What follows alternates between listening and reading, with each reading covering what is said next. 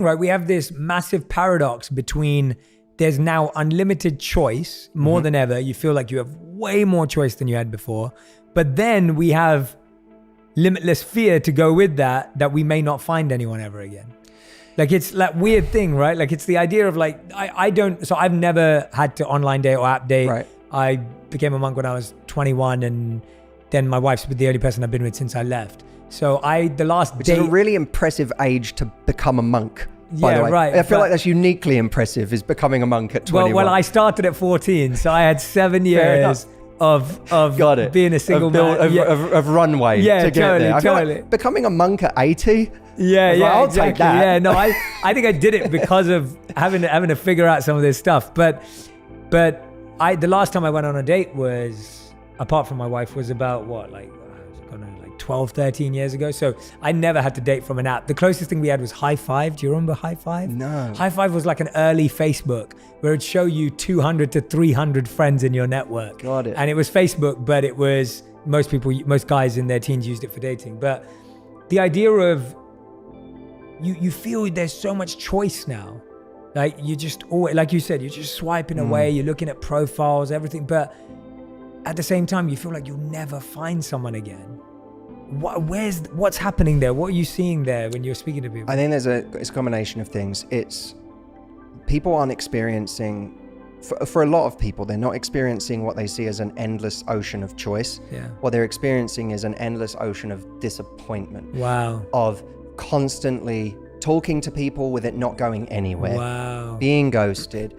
Talking to someone and that person never actually takes them up on going on a date. So it's like we're living a computer game version of dating, but I'm not actually meeting up in real life.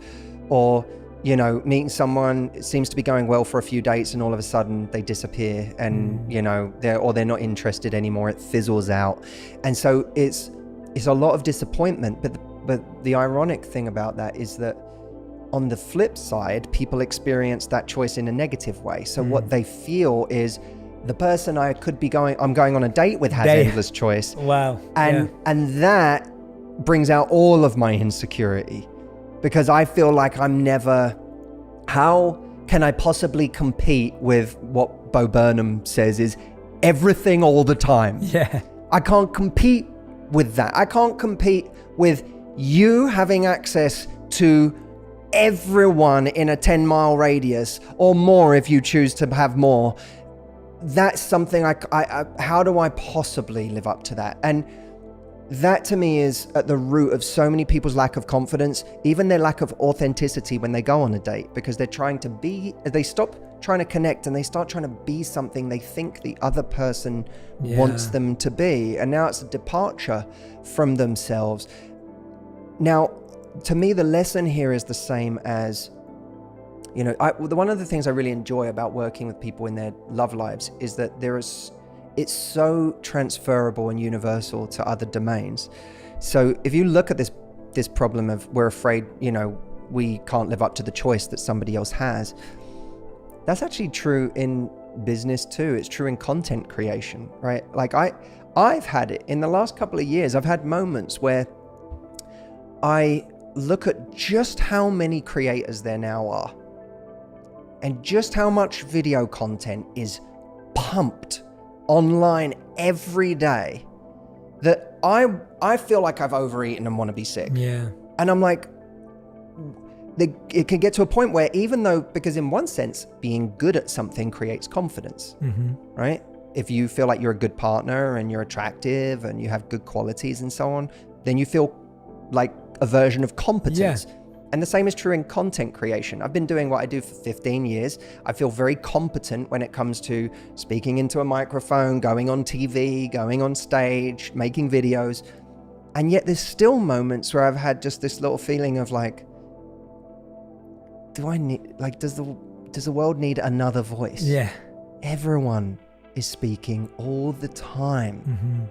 And I mean, this is a side note rant, but it's so funny. I was watching, there was like some thumbnails for a major podcast, and this is no slant on it because I understand what happens with this, but it was so funny because I was like, there was one thumbnail that was like, be kind to yourself, and then the next one was, achieve through suffering. There's like another one that's like push past your limits and ignore the realistic. And there's another one that's like motivation is BS. And it was all the same podcast. Yeah. But it's like every next thumbnail is like a piece of wisdom that contradicts in some way the last piece. Right. But that I think is just, I think we're all force feeding ourselves content at the moment at a rate that's just untenable. But when you're a creator in an environment like that, you can get to a point where you're like, does the world need me? Yeah.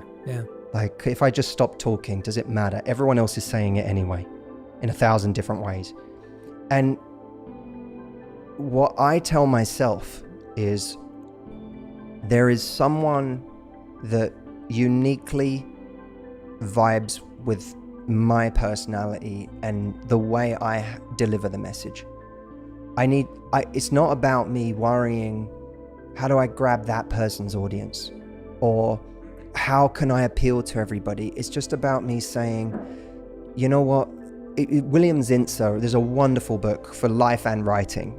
Someone once said to me, every book on writing is a book on life. Yeah. But there's William Zinsser wrote one of the seminal books on writing, which I forget. I think it's on how to great writing or something. If you look up William Zinsser, people will find it. But he says, you know, when you go to, he said, you may be a aspiring travel writer who, when you think about going to Tokyo to write about Tokyo, you think, but thousands of travel writers have been to Tokyo and written about Tokyo. What do I possibly have to add? And he says, but the world hasn't heard what your lens on Tokyo is. The world hasn't heard your take on Tokyo. And that might contain some idea or way of looking at things that other people haven't actually done, or that you may say the same thing, but you may say it fresh. Yeah.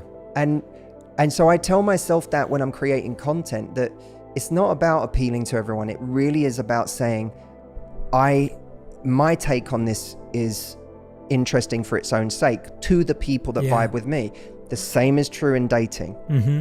That I see that there is a specific audience for you, and it doesn't have to be 99.999% of people. Yeah. If you're looking for a serious relationship, it just has to be one. Yeah. Those are amazing odds. That's a great analogy. I love that. It resonates. You're so right on both levels, and you're spot on. It's weird that in dating too, we want to be attractive to everyone. Yeah. We want everyone to feel, just as a content creator, you want everyone to feel a certain way about you. And so I think that's such a great way of looking at it. And yeah, I love the idea, the writer you mentioned around the voice on Tokyo. Yeah, I always feel that. I'm like, we need more faces and more voices, and because there are just so many people that you can connect to that I can't connect to, and vice versa with everyone else. And I see that all the time, that whatever field you're in too, right? Like I always say, like, there's enough space for the best athletes, the best actors. Like there's so many actors, there's so many actresses, but there's always a new person that kind of makes it in and wins the upcoming actor award. That's really true. Actress award, because you kind of want to discover, and you also want the idea of discovery. And I think people almost make it like, I think we've always made it about like, oh, who's your top 3? Who's your top 5? And the people that actually are watching and listening, they don't see it in a hierarchy. They just are like, oh, I listen to this group of people. Right. That's usually how people think about it. I feel like, even if someone asked me like, who are your favorite authors? I don't have a categoric like number one author. There's a group of authors that I love reading from. Yep. And I feel like that's how people, and in relationships, obviously, like you're saying, it's a much smaller pool, but you having that intention is going to be much more clear